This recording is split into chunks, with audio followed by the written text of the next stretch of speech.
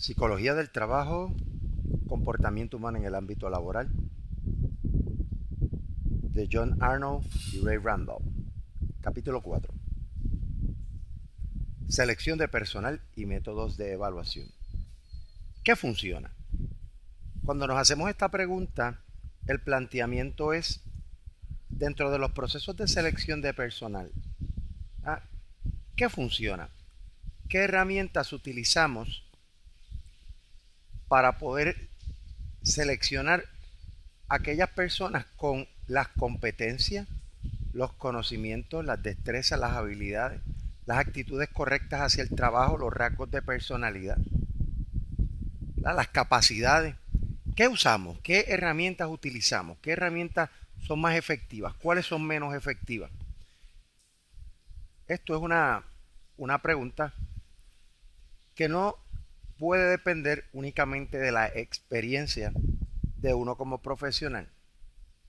También es importante tomar en consideración los hallazgos científicos más recientes en el campo de la selección de personal y de las herramientas para la selección de personal.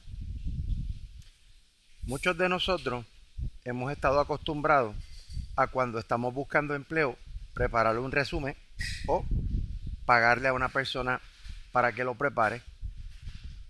Esa persona pues prepara un resumen de acuerdo a la información que se le da y pues presenta la mejor cara que uno puede dar como profesional a través de ese documento escrito. Una de las herramientas que más se utiliza para comenzar un proceso de selección, y en algunos casos es la única herramienta, es la que nos provee el resumen. Ahora bien, como decimos popularmente por ahí, el papel aguanta todo lo que uno coloque, ¿no? Todo lo que uno escriba. Por consiguiente, el hecho de que yo tenga un buen resumen no significa que yo soy ese empleado que el resumen está diciendo. Eso es uno de los problemas fundamentales que tiene el resumen como herramienta en los procesos de selección. Muchas organizaciones lo utilizan como un primer paso para tratar de atraer a los candidatos. Así que el resumen como tal es una herramienta muy poco predictiva, pues porque va a depender mucho de la impresión que genere la información. Se ha encontrado que también influye el tipo de papel que uno utiliza, si es un papel convencional versus de hilo. Pero también en tiempos modernos está lo que se conoce como portafolios electrónicos y resúmenes que se someten digitalmente, que definitivamente lo importante no necesariamente es el medio, sino cómo se presenta la información en dicho resumen. También tenemos las cartas de recomendación, otro instrumento que se usa mucho. Por lo general nadie recomienda a alguien mal, por lo que también las cartas de recomendación pueden ser una herramienta falseable, una herramienta que, si uno no toma en consideración adecuadamente cómo se maneja esa referencia, podríamos estar seleccionando a la persona inadecuada. Y en fin, aquí vamos a hablar de muchas otras herramientas que se utilizan en la selección de personal y cómo estas funcionan. Ahora bien, los objetivos de aprendizaje que buscamos. Al terminar este capítulo, usted podrá listar 7 métodos de selección de personal y describir 3 con mayor detalle. Exponer los principales estándares de evaluación para el procedimiento de selección. Nombrar las principales causas de distorsión en los estudios de validación. Explicar la contribución del metaanálisis para la investigación sobre la selección de personal.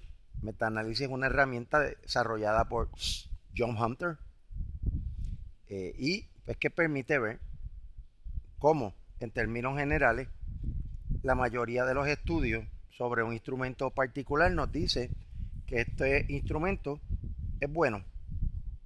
Y como dice el concepto, meta-análisis es un análisis del análisis de investigaciones previas que se han hecho. Especificar las ventajas y desventajas de varios métodos de selección. Especificar qué métodos de selección tienden a ser más válidos y aceptados. Explicar cómo algunas técnicas de selección pueden llevar al sesgo y a la inequidad. También explicar algunos de los temas asociados con el incremento del uso de la tecnología en la selección de personal. Panorama general de los métodos de selección de personal. Aquí en la práctica, con frecuencia se utilizan lo que se conoce como predictores únicos. ¿Qué es un predictor único? Primero, vamos a utilizar el concepto de predictor. Predictor es cualquier herramienta válida y confiable que se utiliza con el propósito de seleccionar, ¿verdad?, a un candidato. Dicho de otra manera, es una herramienta que se utiliza para predecir el éxito futuro en el trabajo.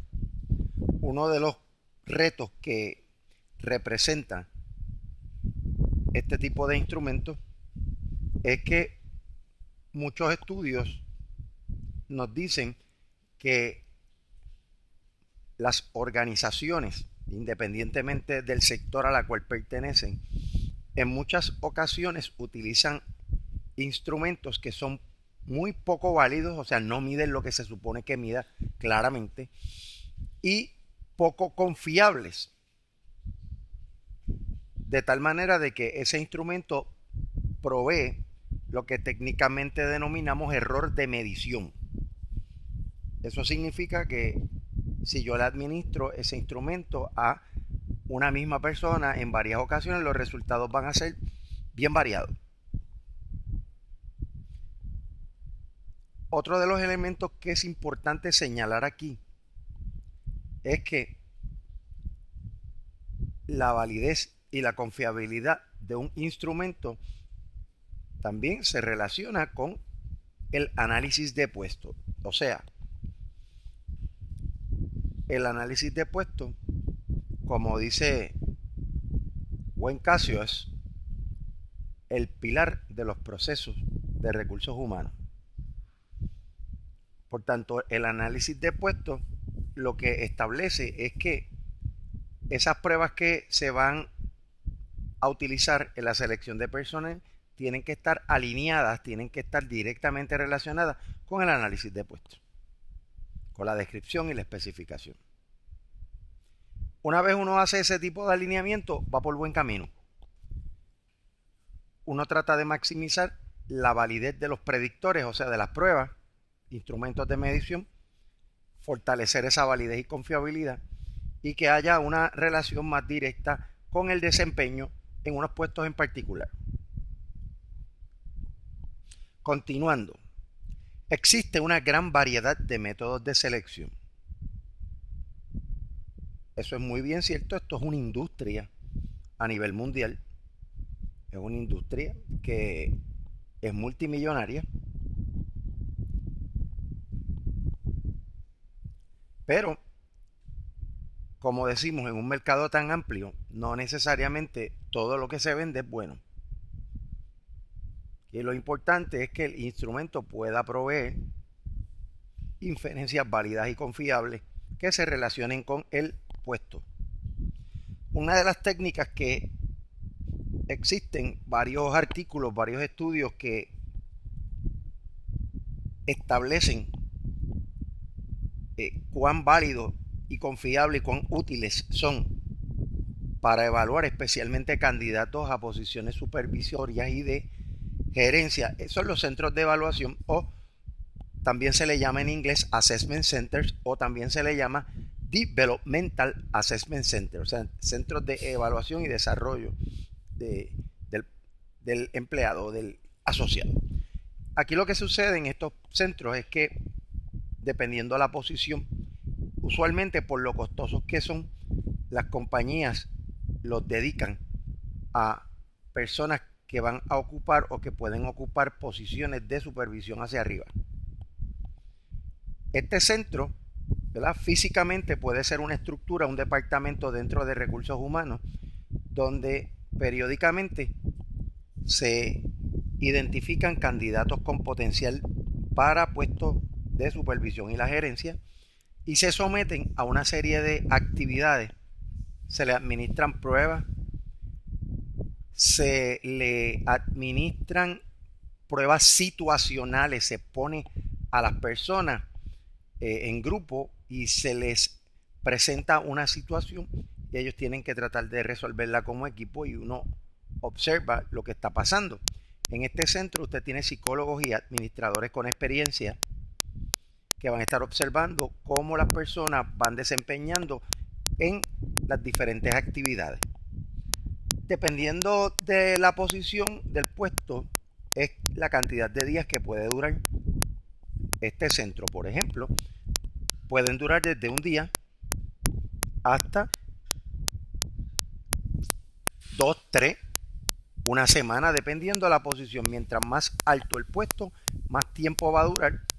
Y como les comentaba, allí se le van a dar pruebas psicológicas, se le van a presentar diferentes ejercicios donde se van a medir diferentes aspectos del comportamiento de un futuro supervisor. Y que vamos a tener inventarios de personalidad, pruebas de inteligencia, se le van a hacer simulaciones, juegos de negocio, por ejemplo, como si fuera un monopolio, ¿verdad? Los que han jugado monopolio saben que las personas empiezan con un dinero y unas propiedades y en la medida que van jugando van apostando, ¿verdad?, van invirtiendo en diferentes propiedades, van ganando, van perdiendo dinero. Aquí la esencia es cómo las personas analizan, toman decisiones.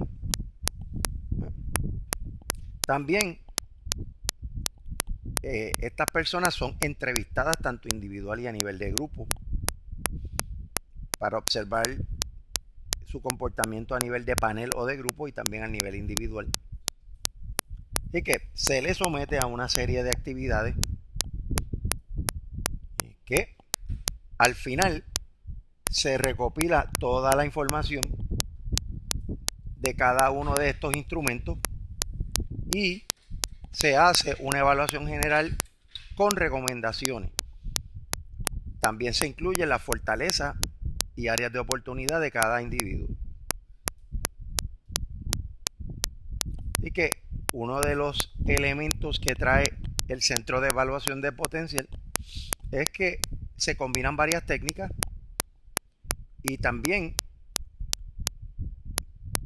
se ha encontrado que aumenta la percepción de justicia y equidad en la organización. Panorama general de los métodos de selección de personal. Métodos de selección de personal. Aquí vamos a discutir algunos de ellos. Algunos ya los hemos hablado anteriormente, simplemente los vamos a recapitular. El primero de ellos es la entrevista. La entrevista es la técnica de selección de personal que más se utiliza en los lugares de trabajo. Tan es así que ningún empleador estaría dispuesto a seleccionar a una persona si no la somete anterior a una entrevista.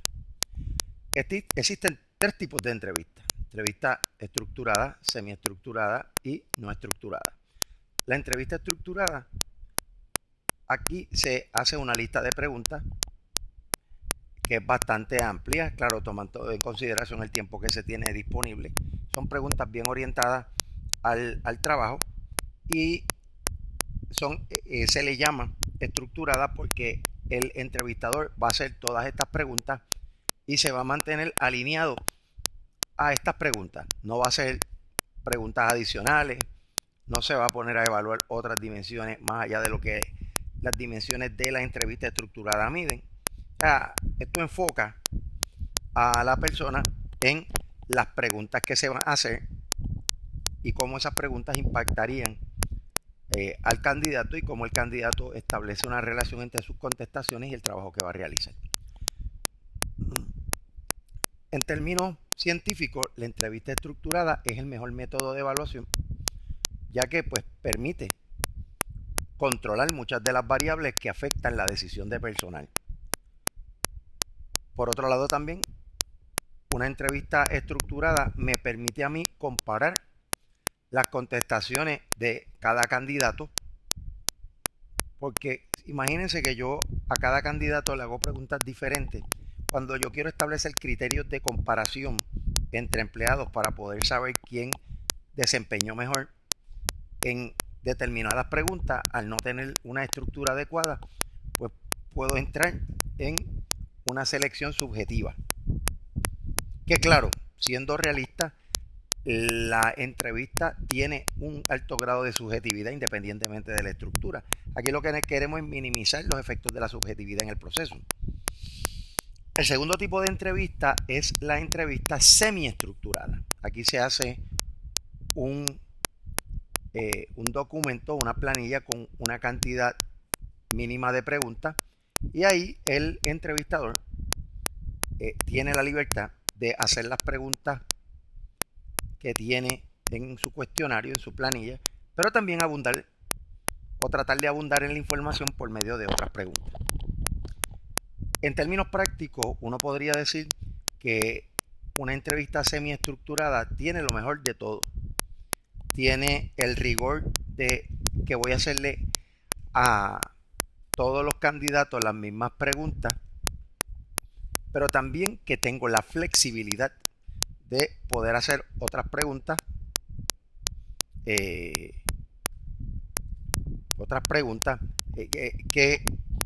pudiesen enriquecer la información que uno necesita de ese candidato.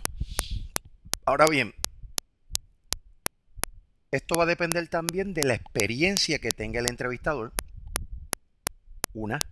Dos, de la capacidad que tenga ese evaluador o ese entrevistador de ponderar la información.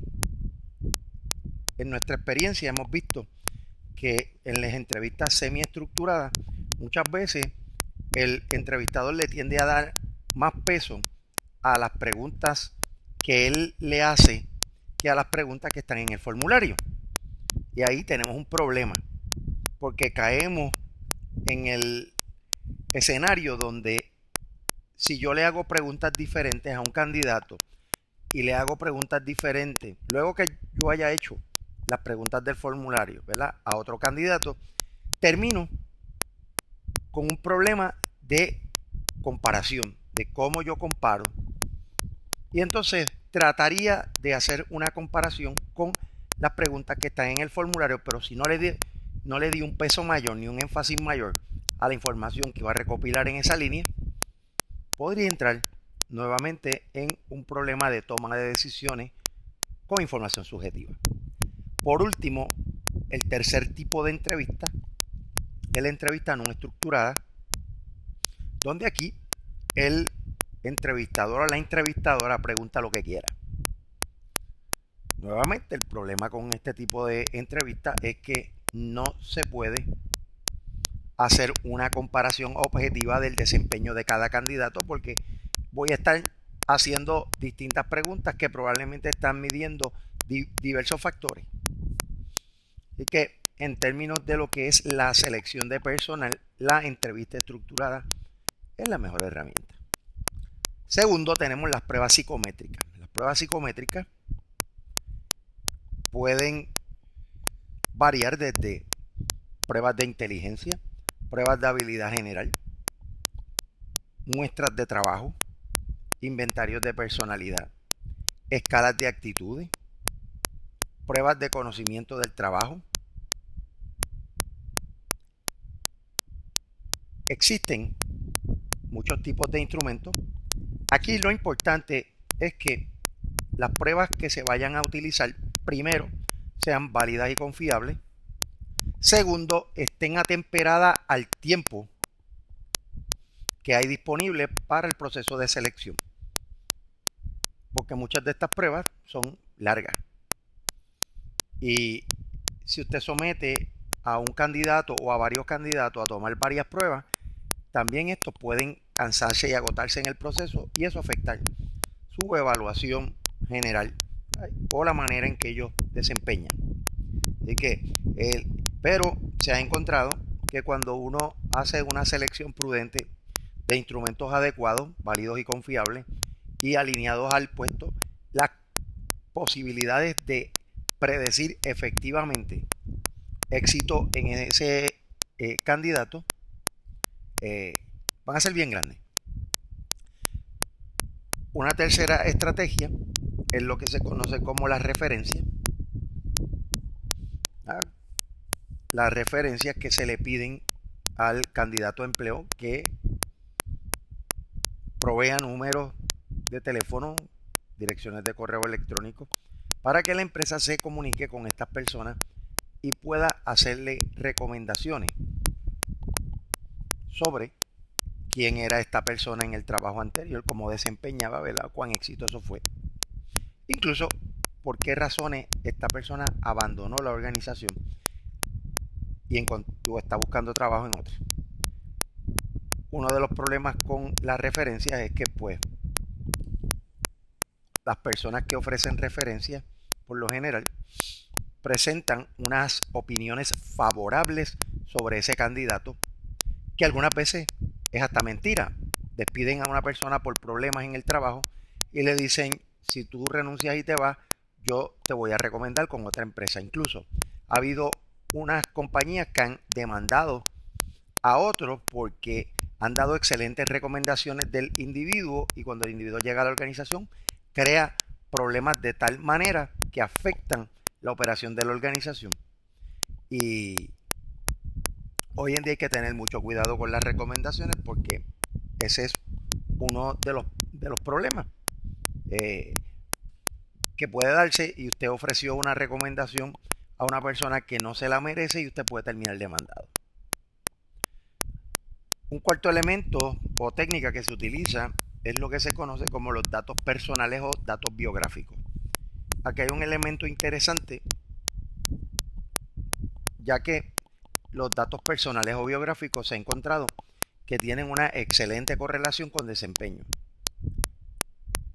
Los datos de carácter biográfico o los inventarios de datos biográficos tienen la peculiaridad de que preguntan aspectos de su vida pasada,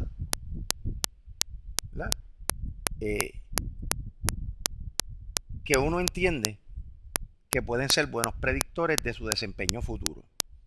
Y se basa en esa premisa de que el desempeño pasado lo que realmente hace que uno desempeñe bien en el futuro. Por tanto, aquí se le preguntan cosas al candidato o candidata tales como: ¿has estado en tu universidad o en tu escuela, en tu colegio, en grupos anteriormente?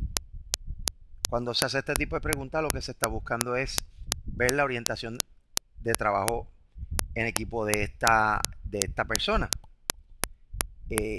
Si has pertenecido a grupos, ¿a qué grupo?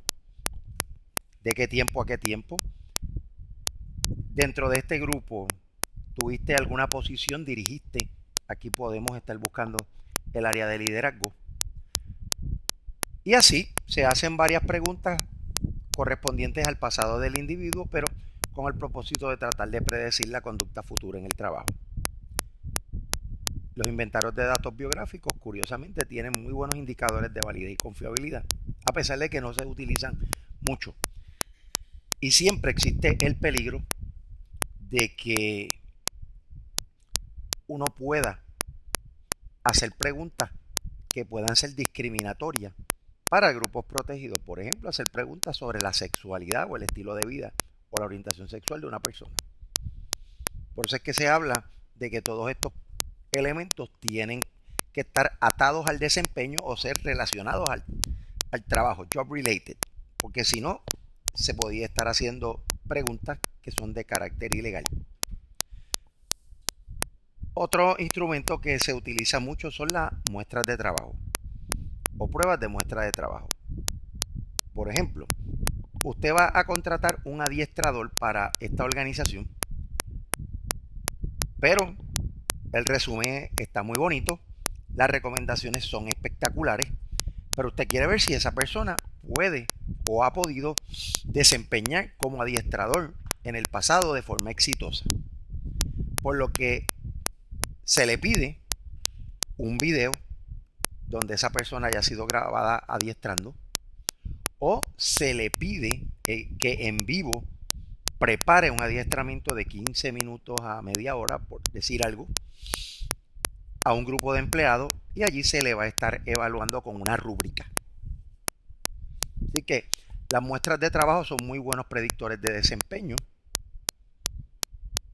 Se ha encontrado que nos permiten por lo menos tener una muestra representativa del trabajo que la persona ocuparía en la posición, pudiendo observar las conductas que esa persona está emitiendo, ya sea a través de un video o a través de una clase en vivo.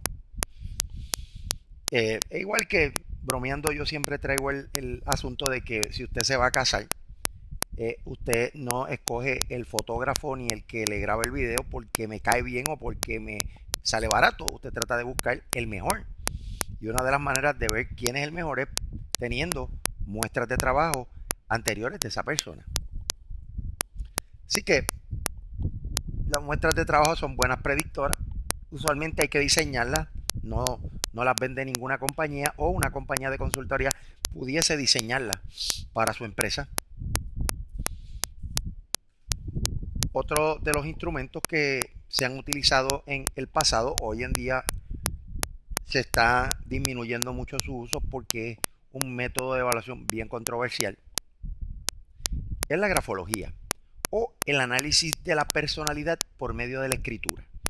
Aquí se le pide a una persona que escriba varias oraciones, construya varios párrafos sobre un tema en particular, y luego un grafólogo, que es una persona que ha estudiado la relación entre las características de personalidad y cómo la gente escribe, hace un análisis y presenta un perfil de personalidad basado en la escritura. Esto tuvo mucho auge en la década de los 80, 1980. Incluso en los bancos puertorriqueños había grafólogos que analizaban las solicitudes de préstamo de los clientes y hacían un análisis de la personalidad de esa persona que estaba solicitando, y hacían recomendaciones de si a esa persona se le debía o no aprobar un préstamo. El único problema que tiene la grafología es que es bien subjetiva, no es propiamente una ciencia, ya que pocas investigaciones, de las pocas investigaciones que se han hecho sobre el tema, los datos son bien inconsistentes. Por ejemplo, una persona redacta unos textos y es evaluada por dos grafólogos aparte, dos grafólogos que no se conocen, y cuando traen el perfil de personalidad, usted va a tener en un análisis de una persona dos perfiles de personalidad totalmente diferentes. Eso sucede mucho con la grafología, a tal modo de que en lugares como Europa, que fue donde tuvo mucho auge en el pasado, pues ya ha tenido o ha entrado en desuso. Y por último, hace un rato invertimos un tiempo explicando el funcionamiento de los centros de evaluación de potencial gerencial, o los centros de evaluación, o los assessment centers, que es una herramienta muy valiosa, costosa como les señalé.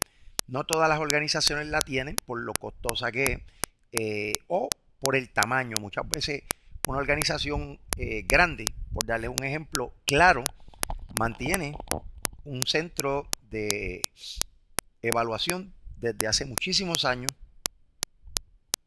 desde más de los 70, de la década de los 70, y la utiliza para evaluar candidatos desde supervisor hacia arriba, o personas con potencial de ocupar estas posiciones. Pero como decíamos ahorita, hace un rato, ¿no? Los centros de evaluación de potencial son muy útiles y han demostrado un alto nivel de predictibilidad. que también funcionan los métodos de selección.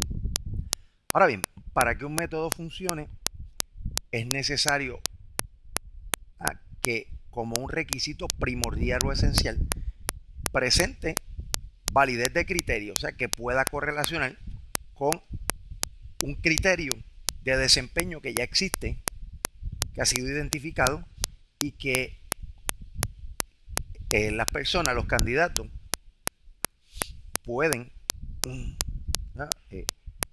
ser evaluados con unos instrumentos que hacen predicciones a corto y largo plazo sobre el desempeño. Ese ejercicio es bien importante para maximizar la validez y la confiabilidad, ¿verdad? Que se hagan estudios y que se establezca investigaciones donde se analice la relación que existe entre los instrumentos y el desempeño. Por tanto, hay que tener lo que se conoce como procedimientos filtro, o sea, buenos instrumentos que permiten tener buenos perfiles, los perfiles adecuados de los candidatos.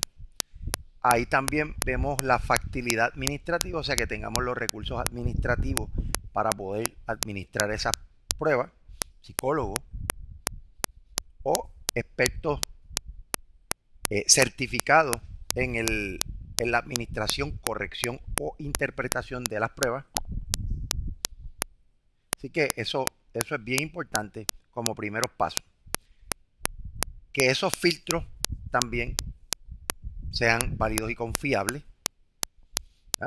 En términos administrativos, que el tiempo y el costo que se utilice para manejar las pruebas, ya sea creándolas, validándolas o usándolas, sea bien manejado, que los costos sean bien manejados, donde también podemos tener un mecanismo de generación de información para dar feedback, o sea, cada proceso de evaluación conlleve una evaluación escrita que incluso pueda ser discutida con ese empleado.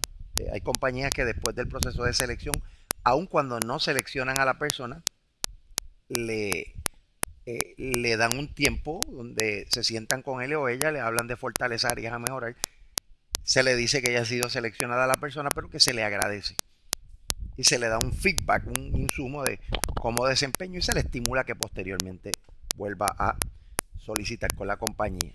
Esos procedimientos como este se ha encontrado que abonan mucho a la percepción de justicia de candidatos a empleo y de los empleados que ya están dentro de la organización. Así que, en términos de los que son los procedimientos filtro, tenemos la validez y la confiabilidad, lo cual nos garantiza dos factores: la legalidad, o sea, estamos haciendo un proceso legal y científico, y la equidad, ya que estamos siendo personas que estamos fomentando que no haya diferencias o trato diferencial en las personas. Y desde luego, todo este proceso tiene un impacto en las reacciones del solicitante o una impresión. Y esa impresión facilita o inhibe que se desarrolle un contrato psicológico. O sea, que haya una vinculación psicológica, un apego psicológico entre la organización y el individuo.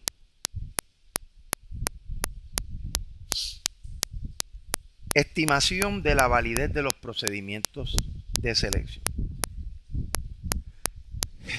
Suena evidente, ¿no?, que para estimar la validez de un procedimiento de selección se va a requerir más de un estudio. Esto es un proceso continuo, un procedimiento continuo, donde lo que se va a buscar es minimizar cualquier tipo de sesgo. ¿Y qué es un sesgo? Es cualquier decisión o cualquier acción que se tome que no tenga base científica y que vaya en detrimento de unos individuos sobre otros.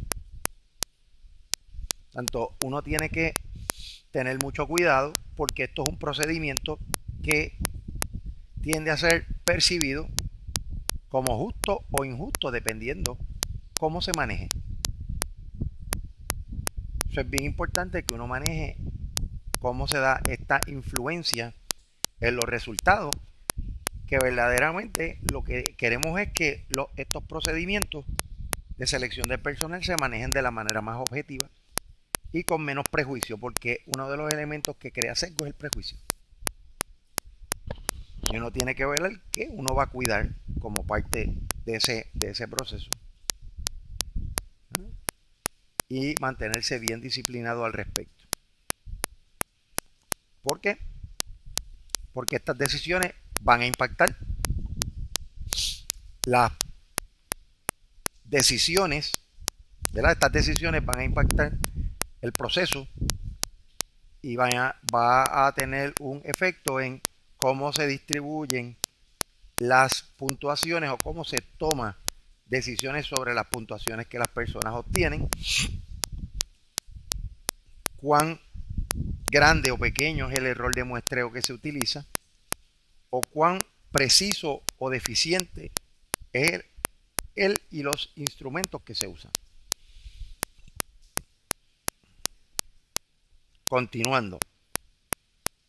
Por fortuna existen diferentes tipos de análisis estadísticos que nos dan una idea de cómo se da el comportamiento, ¿verdad?, de esos instrumentos.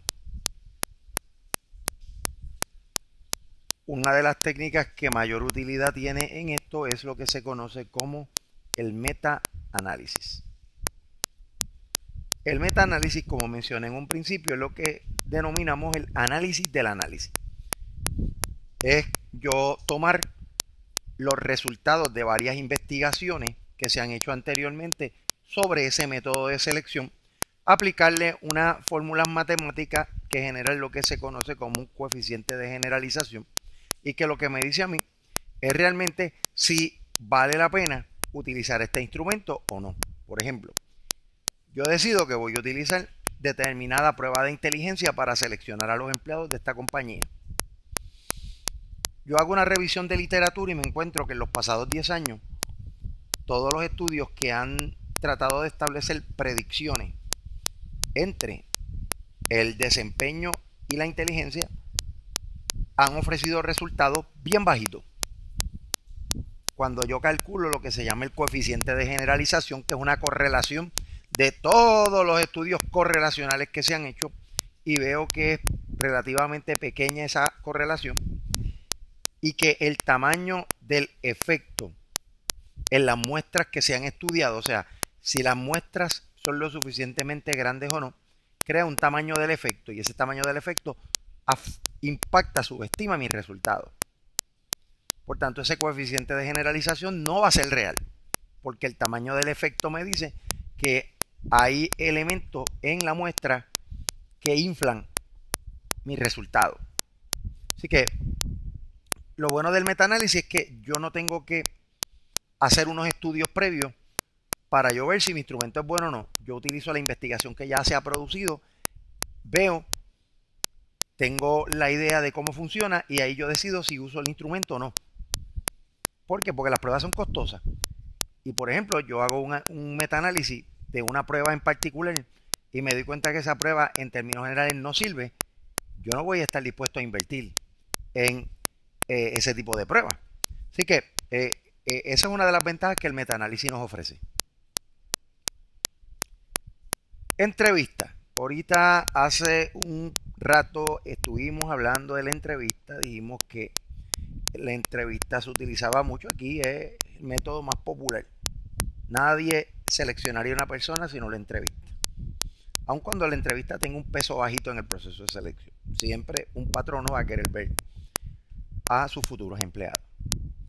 Ahora, le hablé de la entrevista estructurada, semiestructurada, no estructurada, pero también quería abundar en este espacio en lo que se conoce como entrevistas conductuales o situacionales.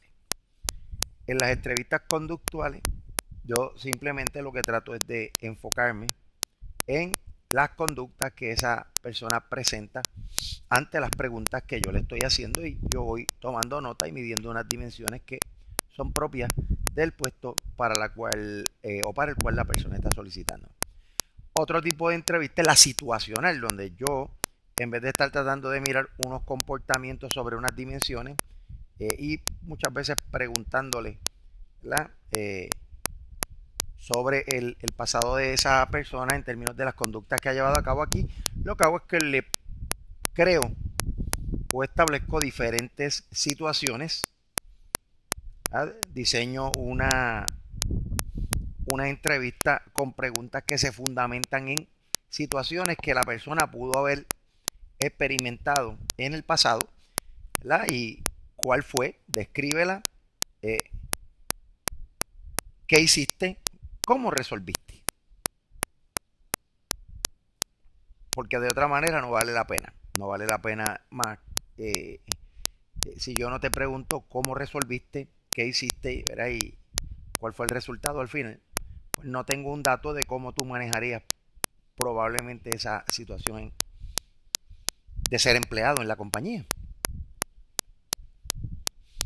Se ha encontrado que aquellas entrevistas que son estructuradas y que se focalizan en competencias tienen buena validez de criterio, o sea que correlacionan con aspectos del desempeño.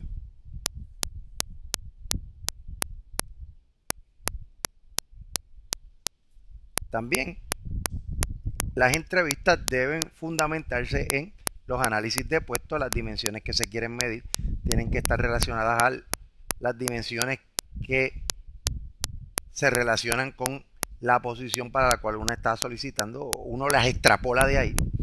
Debe haber consistencia en las preguntas, la misma pregunta que yo le hago a uno se la debo hacer a otro.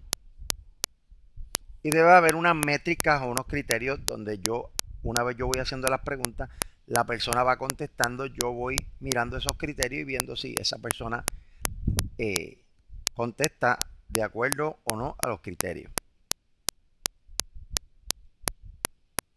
Y estos tres elementos ayudan a superar grandemente el sesgo de la entrevista, los sesgos que produce el proceso de entrevista de por sí.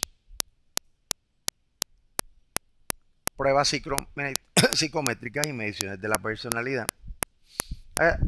Estos instrumentos nos ofrecen una evaluación que es cuantitativa, que es bastante cuantitativa,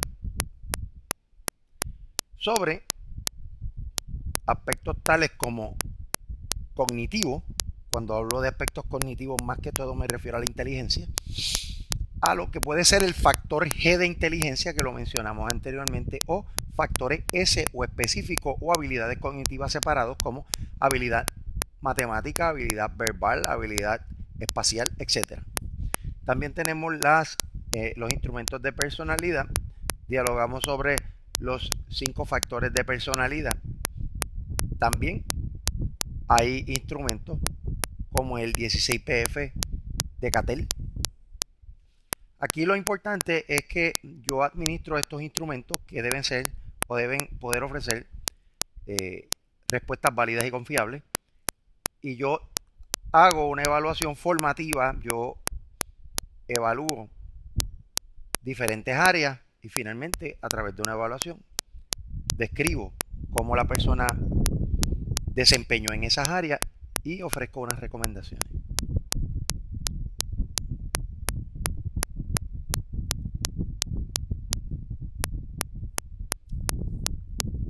La selección de personal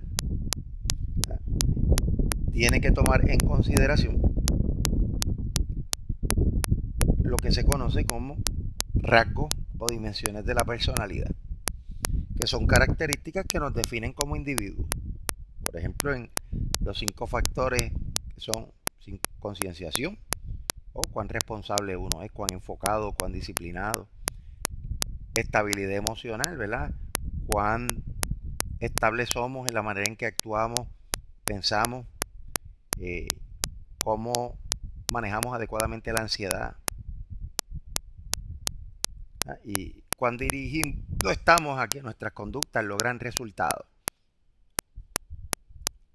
También está la dimensión de apertura a nuevas experiencias, cuán abiertos estamos como individuos a nuevas experiencias. Está también la extroversión, ¿eh? La extroversión como una de las variables que ayuda a definir cómo uno maneja la información y cómo uno se proyecta ante, ante otros.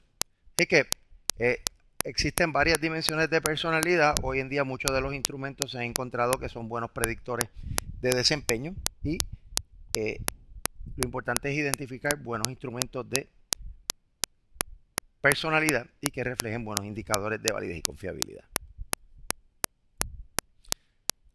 En los centros de evaluación ya habíamos discutido bastante esto. Aquí un poco vamos a recapitular varias de las cosas que se hacen durante el tiempo que se determina que va a durar el centro, como les dije, ya sea 1, 2, 3 días, donde vamos a hacer ejercicios de muestras de trabajo, ejercicios grupales, se van a medir habilidades prácticas a través de ejercicios, se van a hacer distintos tipos de entrevistas, ya sea individual o grupal, y también se va a contar con una batería de pruebas psicométricas que van desde inteligencia, personalidad y otros.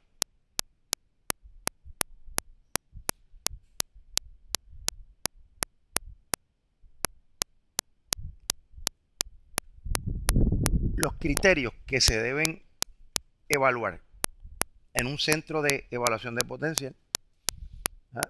O los criterios a tomarse en consideración deben ser incluir dimensiones de evaluación claras, explícitas, bien definidas,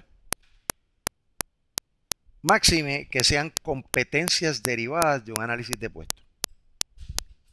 Se deben utilizar múltiples métodos como narra la transparencia anterior, tener asesores, evaluadores bien calificados junto con psicólogos y que los procedimientos para administrar, corregir, interpretar y sentarse a ofrecerle feedback a los candidatos, a los evaluados, sea sistemático tanto en el registro como en su calificación.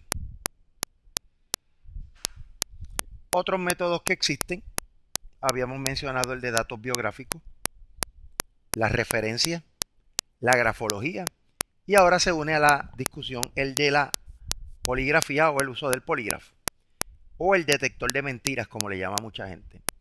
Esto es una de las medidas más controvertibles que existe, pero interesantemente en los pasados años con los avances tecnológicos se ha encontrado que el polígrafo cada día es un mejor instrumento para medir respuestas galvánicas, no si tú estás mintiendo o no, para medir respuestas galvánicas.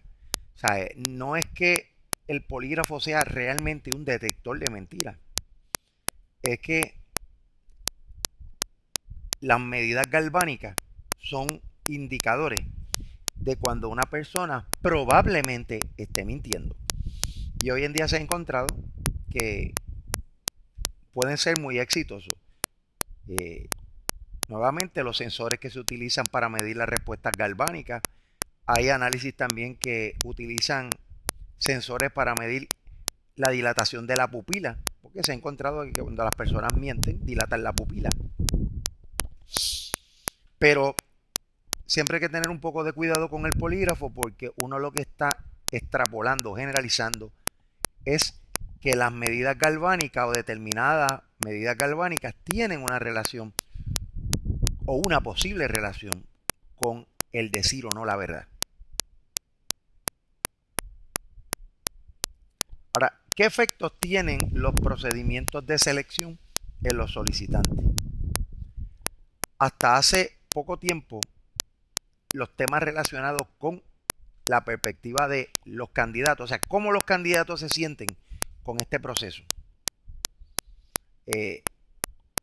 Desde que yo estoy trabajando como asesor o había trabajado internamente en los procesos de selección de personal de varias empresas, siempre una de las cosas que me inquietaba era cómo los solicitantes ven este proceso, qué información ellos nos pueden proveer que nos ayuden a mejorarlo.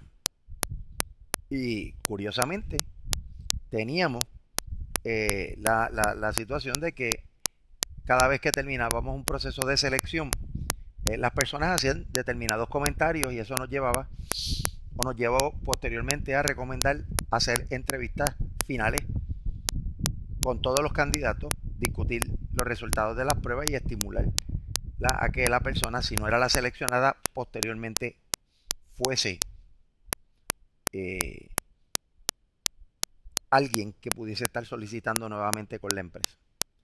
Ahora bien, en términos de los efectos que tiene en los solicitantes en un proceso de selección de personal, pues la percepción de equidad o de cómo se distribuye la justicia mejora,